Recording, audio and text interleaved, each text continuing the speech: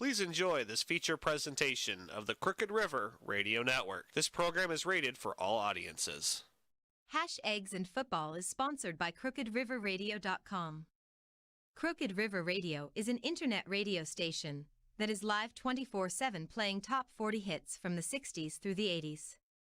You can find us on Live 365, Simple Radio, Roku, Radio Garden, and even Alexa, as well as our website. Come on and join us on the Crooked River. Welcome to Hash, Eggs, and Football, where we talk about this week's games as Monday morning armchair quarterbacks. Here's your hosts Erik, Nannarone, and Pat Morrow.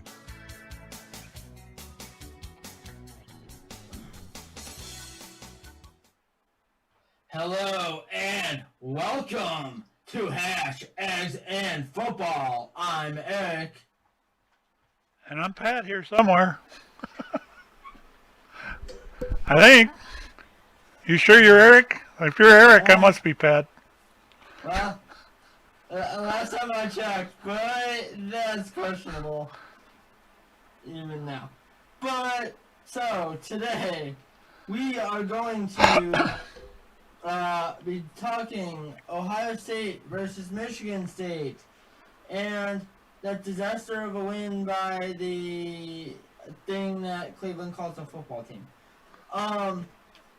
Because I don't consider that a win. No, if you start talking about Baker like that, you're going to get Emily mad at you.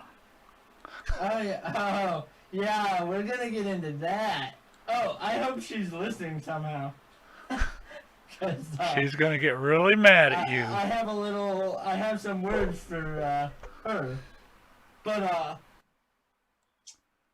But we'll start off with Ohio State. Well, they proved me wrong Saturday with what I was saying about firing the assistants, because the defense showed up big time.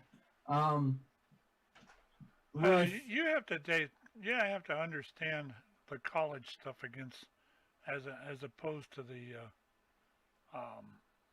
NFL. The NFL.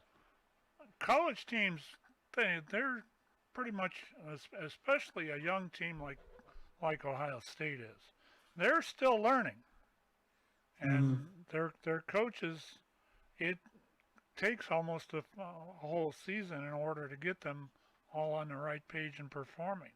That's why you have these learning curves, and you just got to hope that they peak when they peak at the right time.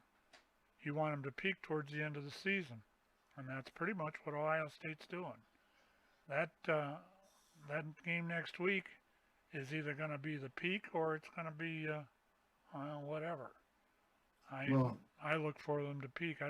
I don't think that the Michigan State was as good as the team up north.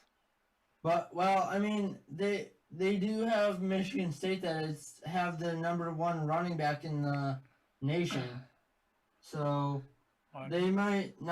Michigan State might not have been one of the best teams, but they do have one of the best, the top-rated player at his position. It's going to be an interesting game. The Buckeyes defense shut him down, which made that offense one-dimensional and mostly gave Ohio State gave Ohio State the big advantage. Because once they knew they could shut down the running back, Michigan State knew they had no chance. Yeah. And the thing that cracked me up was after the game what actually came out about that coach getting signed for a 10-year contract. Wait, who? Mel Tucker? Was that, or am I thinking the week before? That they got blowed out, and I'm thinking the week before that coach was in Nebraska. Oh yeah. That they got blowed out, and then he wants to start talking about a 10-year contract. Oh, Scott. No. That wasn't going real well. No, I mean, these extensions for coaches are just ridiculous. I Well, mean, it's that way. It's that way with pretty much all of it. yeah. I mean, just because it's that way doesn't mean. I think doesn't mean it's right. I think these coaches are overpaid, especially for these guys. Let's say just at any level, but I think the NFL specifically. If you get fired, no matter what, you're locked in for 5 years. So you could get fired after 1 or 2 years, and you're paid $5 million a year to sit on your couch and do nothing. How ideal would that be? Fail at your job and still be paid $5 million a year to sit on your couch? Well, it's like alimony. Well, Women get 5-7 years alimony. They just, okay, I don't have to work. We'll take and raise the kids, and once they get on their feet, well, the hell with it. I don't care. I'm making money. mm-hmm. And that's why some of them wouldn't ever get married again. But, Yeah. It's because of the almighty dollar. We've discussed that before. Mm-hmm. Yeah. Good almighty dollar. Yeah. That sounds like a familiar conversation that we might have had about 24 hours ago. Yeah, maybe something like that. But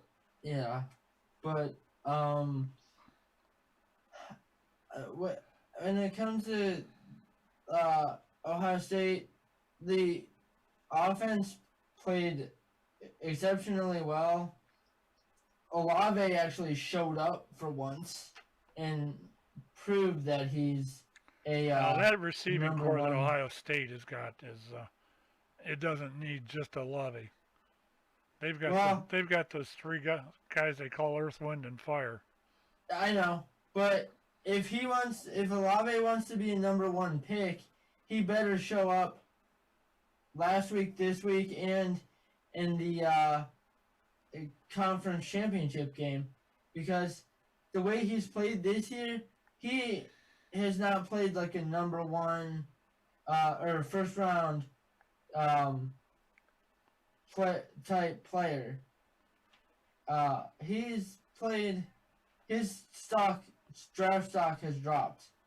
Maybe not substantially, but I really believe his draft stock has dropped maybe to the second or third round. I don't know about that. To be honest about it, I'd like to see him come to the Browns. I'd like to see the Browns draft him. I think that would be an interesting addition here. Yeah. I mean, I would take that because he'd be better than what by we the have. time this is over with, and by the time that he gets into the draft, he'll be a first rounder. No question. Isn't any question in my mind about it. He's a pretty decent receiver.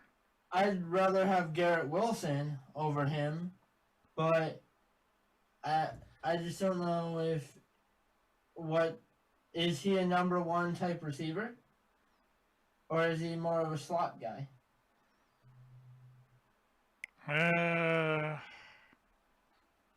Without looking at his stats, I really couldn't tell you there.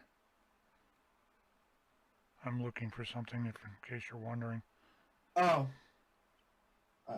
I'm sharing out the show as we're talking, so we're both kind of... But anyway, I think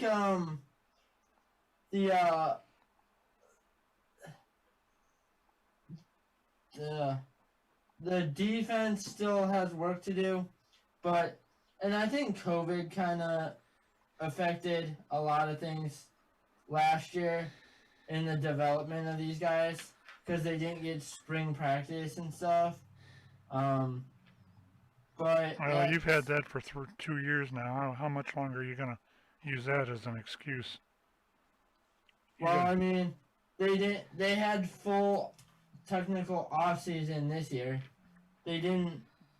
I'm getting to that COVID excuse is getting rather thin, as far as I'm concerned.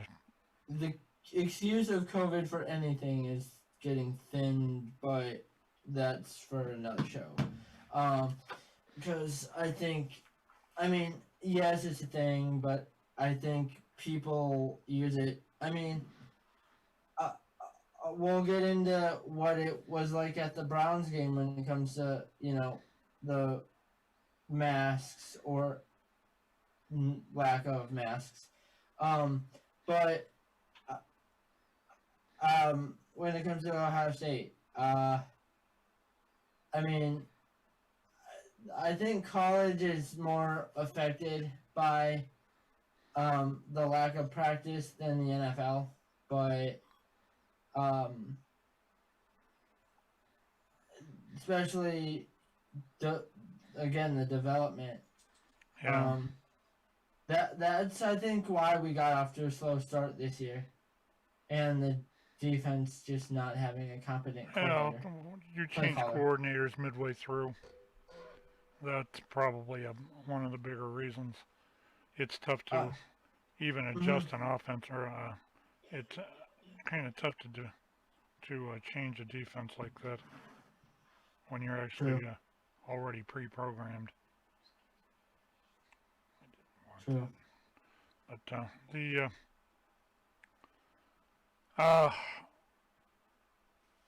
trying to think of some of the other scores that I heard that before we get into the NFL that I wanted to expound about. We all know that Michigan and Ohio State being played in Michigan this year is on the. I just wish they would have made that a Thanksgiving game. That would have been cool. The college football doesn't do that because they don't want to go directly up against the NFL. That's exactly why they never do. And we talked about this on Four Guys on Sports last time I was on. Why NFL doesn't go on Saturdays because they don't want to take ratings away from college football. Well, the NFL won't let college football take ratings away from them, so they don't let college football play on Thanksgiving. Yeah, we got three NFL games anyway. Those are going to be kind of interesting. But well, I guess we could probably move into the. Okay, so I have some interesting takes because I was at the game. First, starting with the lack of mask thing. The Browns don't require the fans to wear masks. So, crossing my fingers, as far as I know, I'm totally fine. Don't have it, don't have COVID, don't whatever. And there was probably about 68,000 people there. Barely anybody I saw wearing masks.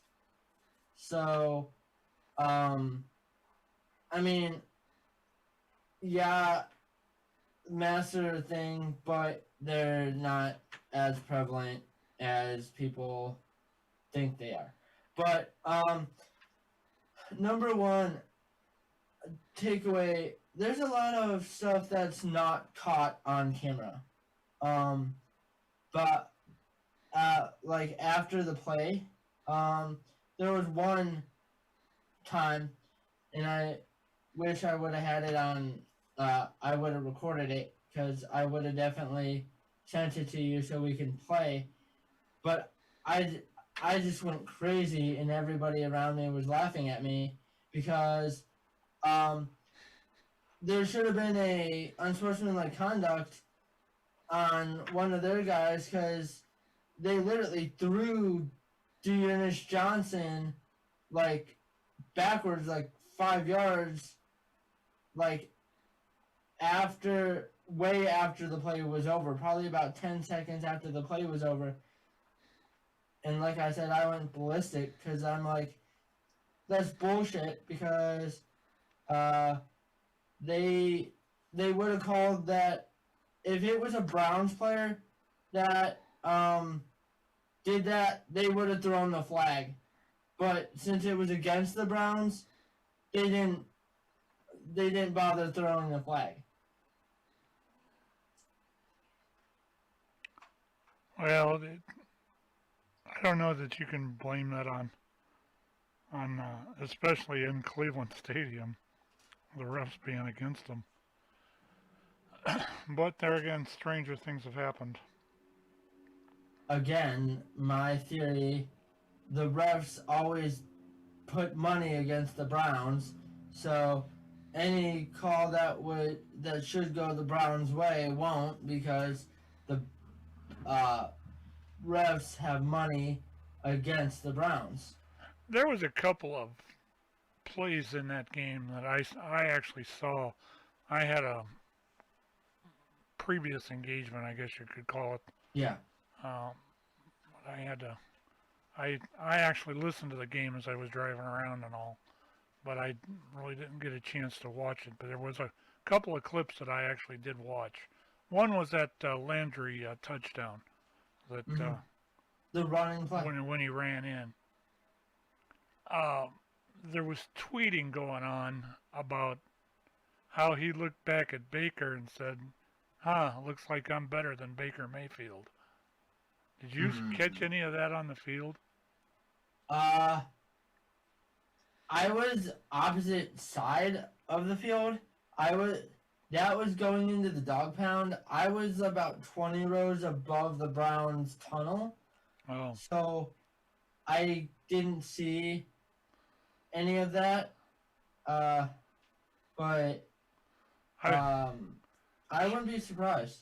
And then, well, we'll get into Miss Emily in a little while and how she was doing. There was something going on there. Yeah. And let's put this under Brown's conspiracy theory.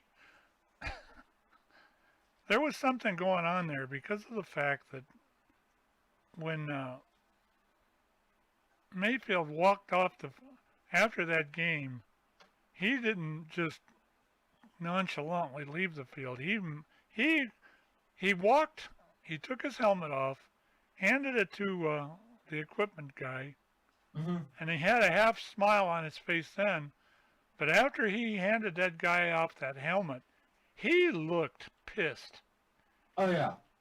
He walked into that tunnel, and he looked mad. He literally didn't shake hands with anybody. I left with like a minute to go, but I had heard reports he didn't shake hands with, the other team's coach, other team's players. Like, because usually after games, players are buddy, and, swapping jerseys and crap like that. He didn't do any of that. He didn't do anything. So what caused it? I have no idea. I don't know if something with Jarvis, there's something that we don't know and we might never know in that locker room. I think that the divide because of Odell Beckham. Well, I kind of got a feeling that, and I hate to say this, but you got to wonder now, especially with the way that all played out, is there a divide in that locker room? Has Stefanski lost the locker room? If he has, it's going to be the same old cycle again. The problem is now, okay, the same old cycle, but now you have a quarterback with a giant ego who he has an ego, but he hasn't proven himself. One good year, and now he's reverting back to what he was before? I mean, okay, people use Drew Brees as an example to, say short quarterbacks can be successful. Yeah, Drew Brees played in a dome. He didn't have to throw through 50-mile-per-hour winds. Yeah, he did. Whenever he came up here, he did. Okay, that was maybe once every 4 years? I know Every 3-4 years? they played I mean, northern teams. okay, on a consistent basis, more, more than maybe 4 games a year? Well, I probably mean, 3 or 4. where he's playing 8 or 9, whatever, because now with the 17th game, there's going to be an extra home game um, every other year.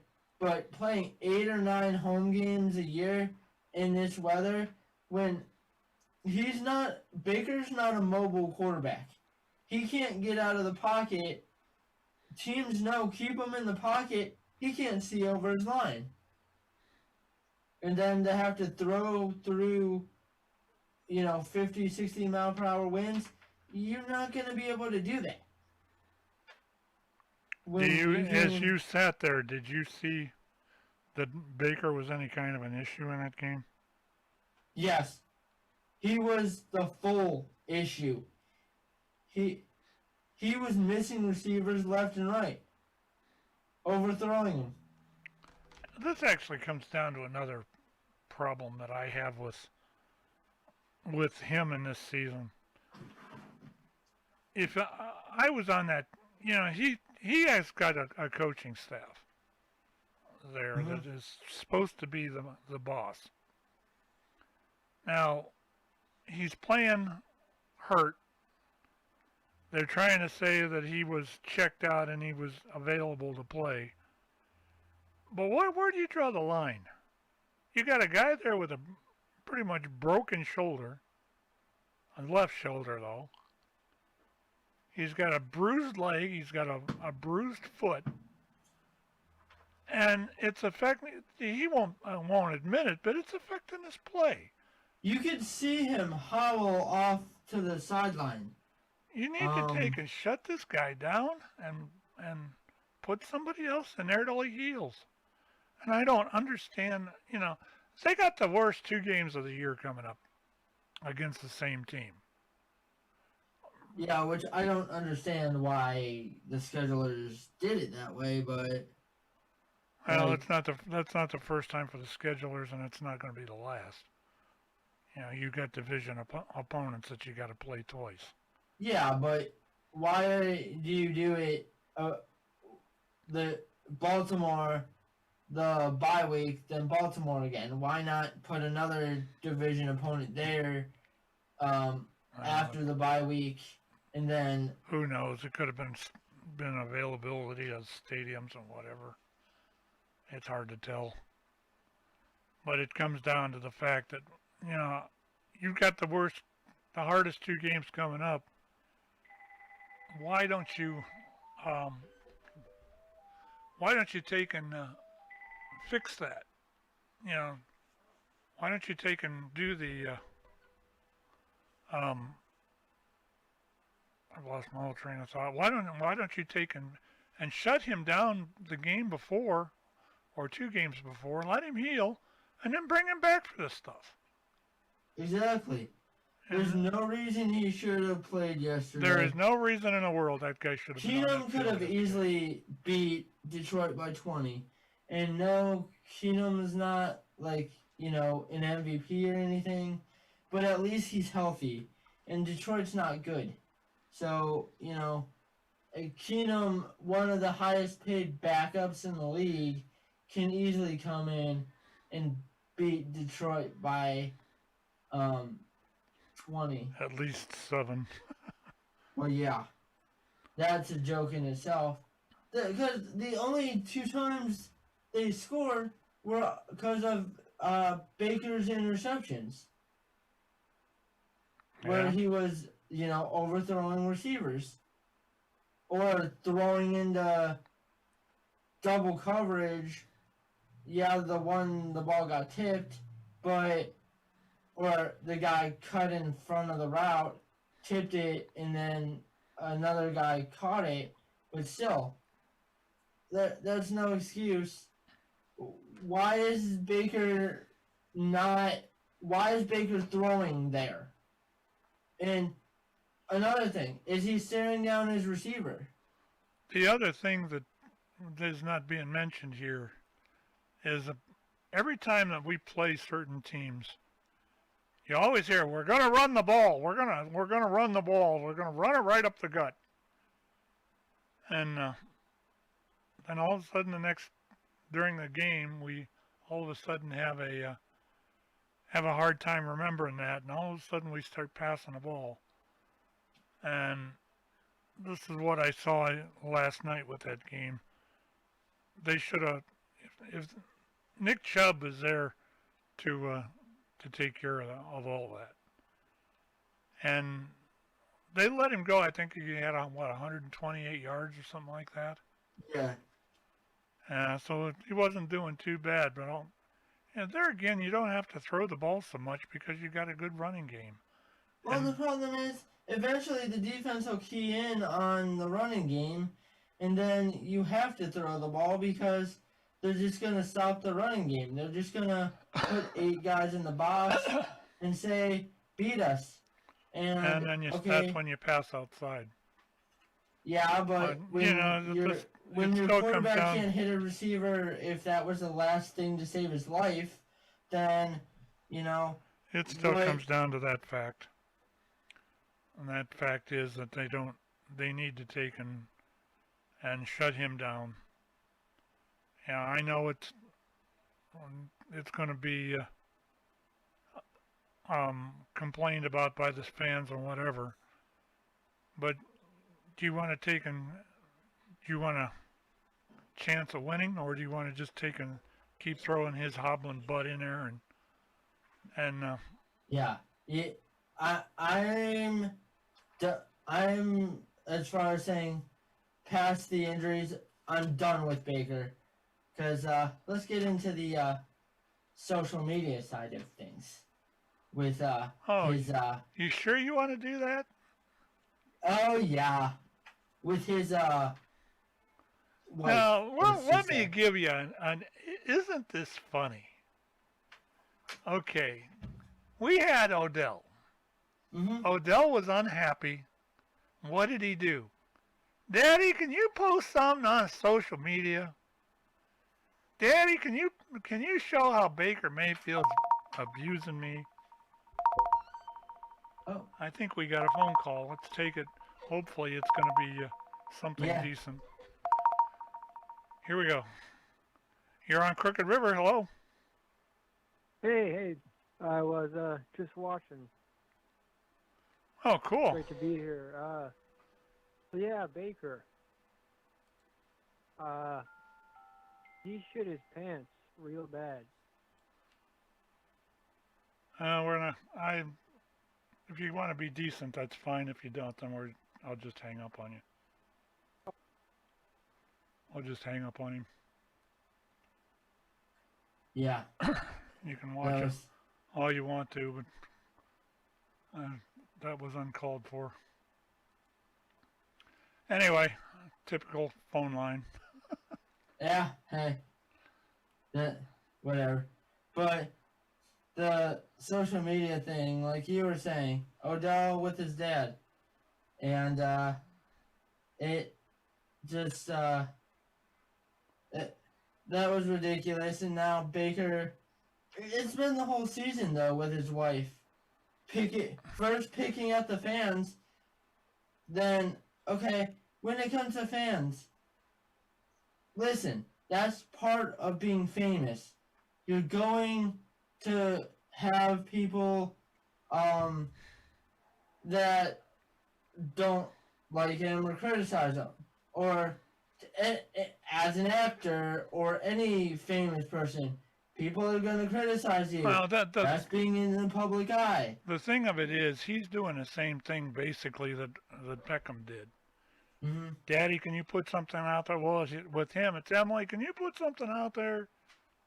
And that's like me. You taking and going to your mother and saying, "Hey, Ma, will you fight my battles for me?" You know, if you got so much, you're allowed so much on as far as ability to defend yourself on these fronts, but the simple fact of it is, you don't have the. With Odell and his dad, it was once. With Baker and his wife, he needs to tell her to stop. It was actually twice with Beckham. Okay, twice. But this has been going on the whole season with Baker. There, I think, hasn't been a week where his wife hasn't not gone at fans. Well, and she's famous now.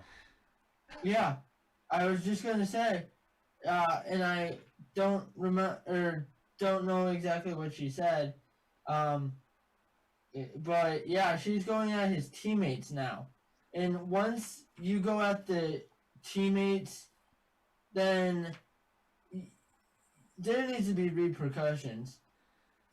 Yeah. Sorry to say that he should get in trouble for what his wife does, but he's not saying, hey, stop. This is making me look bad. I'm the captain of this team, and what I do or what my people do make it, make the team look bad or make me look bad, which is more important to those guys, what it makes them look like. But he doesn't care. It's about his ego. It's about him. Notice how he's in so many commercials. He's more focused on commercials than on actually producing on the field. Yeah, that's true too. You want to get into the picks while we have a minute? A few minutes, or? Yeah. Is there something else we want to talk about this evening? Oh yeah. Okay. Real quick, when it comes to baseball, I don't know if you happen to see, but there was an agent that came out, and after the Braves won the World Series, he came out and said they mostly did everything the wrong way, and rules should be changed where teams can't just pick off players from the bottom dwellers, and that it's not fair that they pick off players from bottom dwelling teams and then end up winning the World Series, because it's just keeping the young guys in the minor leagues. Well, one, how stupid is that comment? Because he could be representing some of those guys that are being traded there. Yeah. So why would he want? Yeah, it's keeping some of the young guys from getting paid, and baseball is so weird about their what they call service time. Like, if you call somebody up from the minors before mid-June, that starts their service time. And that's why, for example, Cleveland Guardians, they never let the young guys, the young phenoms start, because they don't want to start the service time. They don't want to start the contract and start, paying the guy the full contract for a his full rookie season, so they don't call him up till mid-June. Yeah. It shows how cheap the Dolans are, and that could be a whole conversation for another show of how they need to sell the team. But I think teams need to there needs to be a salary cap, and they're talking about $100 million requirement, where teams have to spend at least $100 million, which would probably force the Dolans out of ownership, because they're not going to be able to afford that. But to me, as far as this baseball stuff goes, anyway,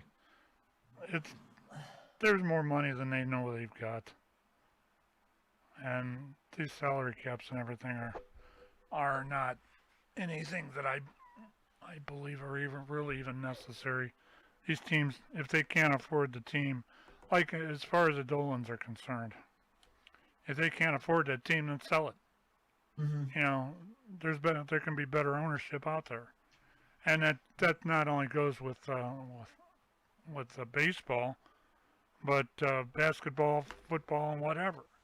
Mm-hmm. You know, if you can't afford that team to give it the best it's supposed to be, then peddle it. I mean, I know it took the Browns or the Haslams a while, but I mean, they got the Browns in a good spot. They bought the Columbus Crew soccer team. Yeah. It took them a year, and they won a championship. Yep. So I mean, it's possible to to buy a team, turn them around in a year, and win a championship. But once Jimmy got himself out of that court mess he was in, there was quite a turnaround there, wasn't there? Oh yeah, I think once he got out of that, and I think his son-in-law is more involved than what he leads on. I think D is wearing the pants on that team. Yeah.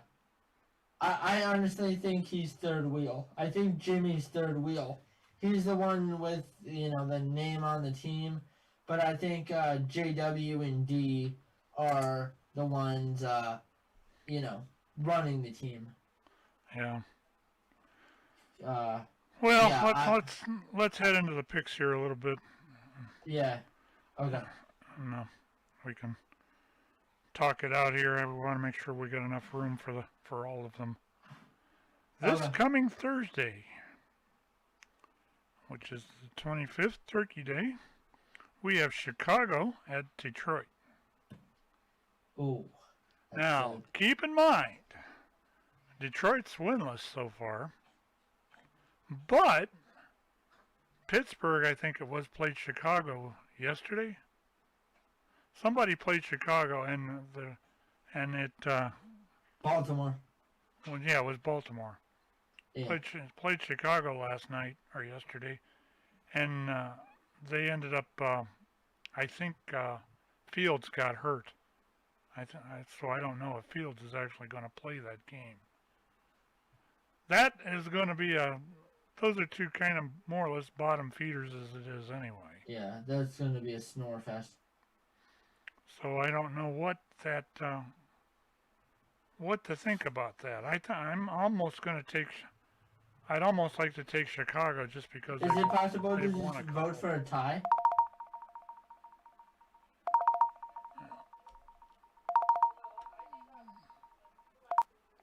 The same guy. But I think it. I think it comes down to the fact that I think it's going to come down to the fact that Chicago is going to be the winner. Yeah. What do you think? What are you picking? Chicago. I mean, I would pick a tie if that was possible, but I guess I would go Chicago. All right. Next game is Las Vegas and Dallas. Oh wow. Dallas. I was a Dallas believer until last night. Dallas got blowed out by San Francisco, and I really thought Dallas was a better team there. But when they got up against, it was Kansas City.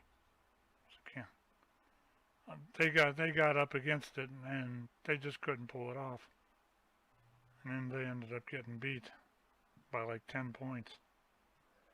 Buffalo at New Orleans is next.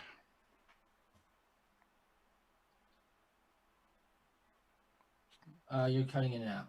But Buffalo at New Orleans, I would say Buffalo.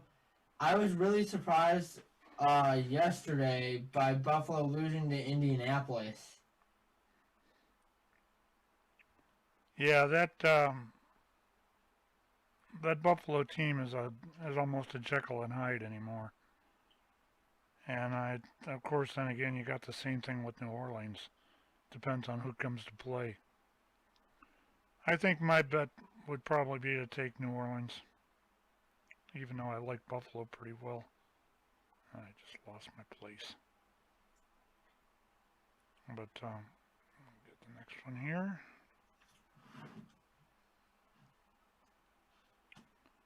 All right.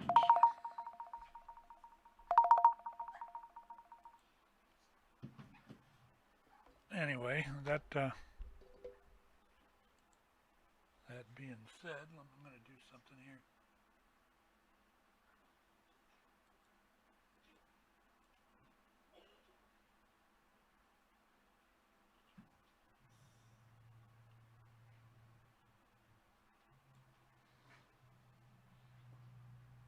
There, that's done. Yeah. So. Anyway, the next one up is Tampa Bay at Indiana. Or Indianapolis. Tampa Bay. Yeah, I'm going to have to take them too. And the Jets at Houston is next.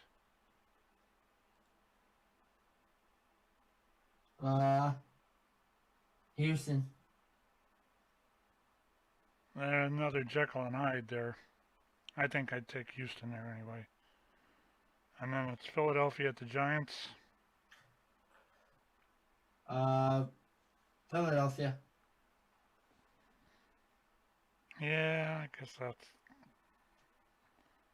Then we got another good one coming up, and that's Carolina at Miami.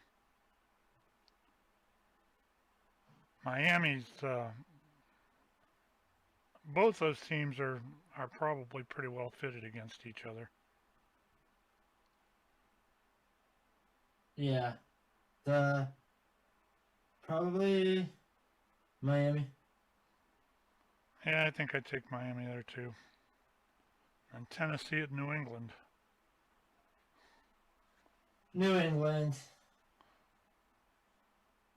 I like Tennessee with that one, but Bill Belichick is trying to corner the market again, and he thinks he's got the quarterback to do it.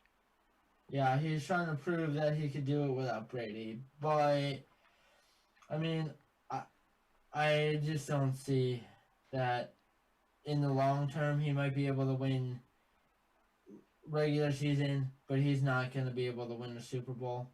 Mac Jones isn't going to put them over the top. All right, and we got Pittsburgh at Cincinnati. Oh, wow. Cincy. Yeah, unfortunately, I think it's going to be Cincinnati too, because... Yeah, any excuse for you to play that. Just keep preaching it. Oh, yeah. I thought, I kind of looked for... Cincinnati's actually done pretty well this year with what they've got. But they still don't have any protection for Burrow. No, if they once they get a little protection on that line for him, that's liable to be a contender for the Super Bowl. Yeah. Because I think teams are starting to adjust to Lamar Jackson, and once Burrow can get an offensive line, I think Cincy will be division champions repeatedly. And there's always Cleveland searching for a quarterback every other year. Yeah, we'll see. Atlanta at Jacksonville's next. Atlanta. Yeah, Jacksonville just can't seem to get it together. Yeah, although Atlanta, I think, didn't they get beat last night or this week? I don't remember. Yes, they did. Yeah, because they lost to the Patriots. they're going to be burning. And Oh yeah. let's see, Atlanta and Jacksonville. The Chargers at Denver. Chargers. Yeah, I kind of think that too. That Denver's kind of half and half. Then we have L.A. at Green Bay. Rams. Yeah, I guess. I'll go along with that one. Minnesota at San Francisco. San Francisco is actually coming off of a win this week. And then, Yeah. okay, I know what you're going to say here for this next one, but if I was going by the heart, it's going to be one thing, and that's Cleveland at Baltimore. Yeah. By the heart, I should pick the Browns, but by logic and common sense, Baltimore. Yeah, I hate to say this, especially going into the Baltimore Stadium. Yeah. Because that is there. And that's an 8:20 game, so it's an evening game. Oh, wow. I did not know that. Yep, it's an evening. We may just have to postpone a show that night. Yeah. Either that or start it early and just quit early. We'll see what happens. Yeah, because I don't know if I think I work the next morning, so I might not even be able to watch the game. So I don't know if we will be even able to do this show because I don't know if I'll be able to talk about the game unless I just watch a long highlight film. Yeah, and then the last game for this week or for this week, Yeah. is Seattle at Washington. The Washington football team. Seattle. Yeah, that's another tough pick. I always have trouble with that Washington team. Because they're so inconsistent. You can't read them. I guess I'll take Seattle over that because their uniforms are absolutely ugly. That's good. What did you think about the Michigan State uniforms? They weren't that bad. Of course, I'm a little partial to who they were playing. Yeah. I mean, it's not about... Yeah. But, I mean, I like them too. But, I was about to ask another question and I don't remember what that was. I love when that happens. Anyway. Just wait till you get old, Eric. Well, yeah, I don't need to get old to start forgetting in the midst of a sentence what I'm saying. So, oh, Russell Wilson, that's it. Would you trade for Russell Wilson if it was give up maybe a first-round pick, 2 second-round picks, and a third-round pick? Would you give that much up for Russell Wilson? No. I think that if you're going to do anything with quarterback, it needs to be done draft-wise. And if you start giving up your picks like that, you're spinning your wheels. I'd probably go a second and a third for him, maybe, but first-round pick, no. I don't see that. I just don't look, especially this year. You're not going to find a quarterback in the first round. These guys are not NFL ready yet. They haven't. Nobody's raised their draft stock this year. They've either plateaued or they've either dropped like the kid from Oklahoma. Or just kind of stayed where they're at, like the kid from Cincinnati. Yeah. Like, nobody's made the push, like, oh, this guy has to be number one. Nobody has shown that. And if nobody's shown that, that really means you're stretching. You're just forcing yourself because you have a need at quarterback. And when in Cleveland, we know what it's like to force because you don't have a quarterback. Yeah, we've done it for years. Brady Quinn, Brandon Whedon, Colt McCoy,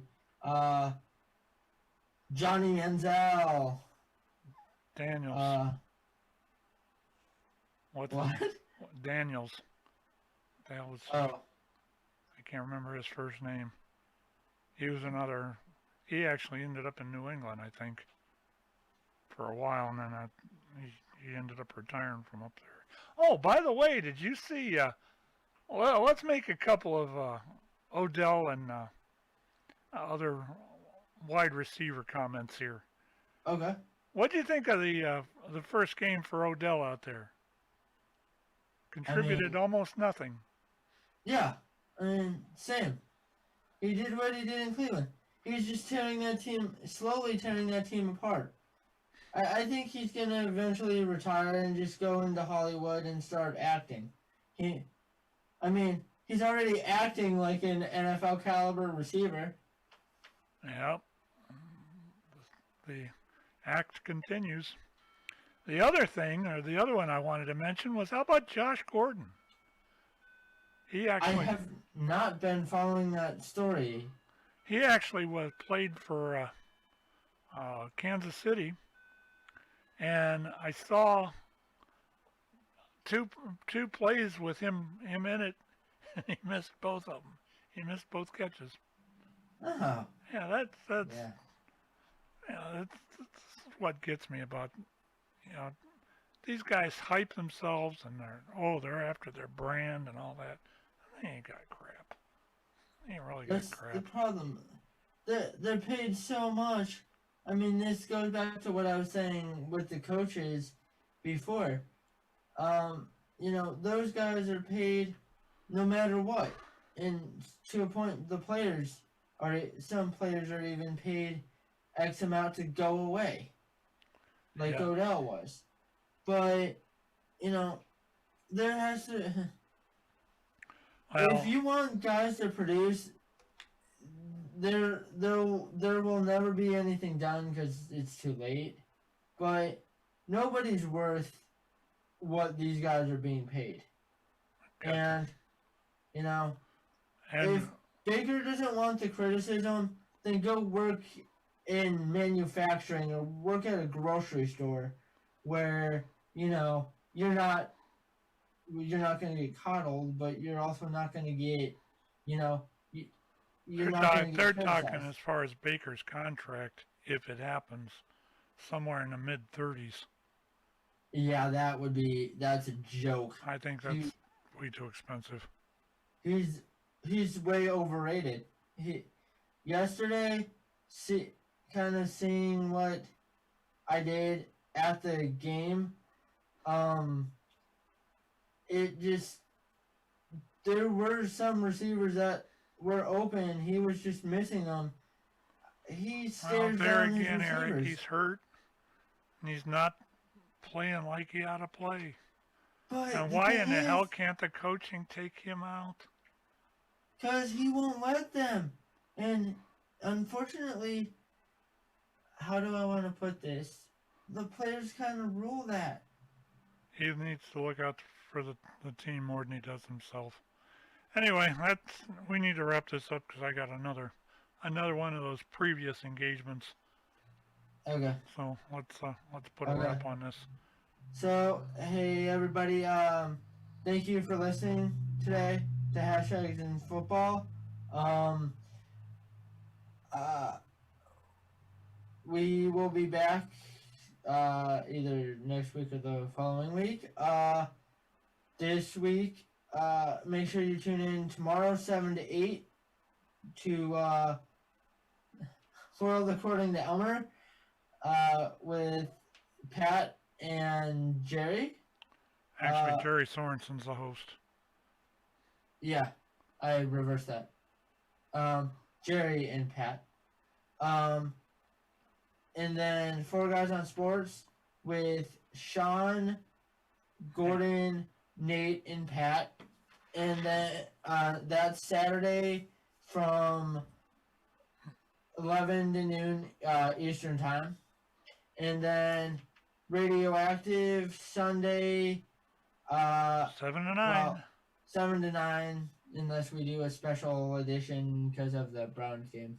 We'll see what happens. I'll announce that on Facebook and everywhere else. But, If you've listened or if you've picked us up on YouTube, please give us a subscribe there. We could use them. yeah, If you've listened anywhere else, try to get us a like or let us Yeah. give us a comment so we know. and we if know you're out there. if y'all get a chance, listen back to last night's show because that was probably one of my favorite shows that we've ever done. Yeah, that was a pretty good show. So We make sure completely you, threw out the format. Yeah, that sometimes we got to do that, like, Yeah. and just let us debate. But anyway, like I said, just tune into all those shows. Tune back to last night's show, whether on Facebook or other platforms. But have a great week, everybody. Have a good night. Have a happy Thanksgiving, Yes, happy Thanksgiving. and we'll see you in a week or so.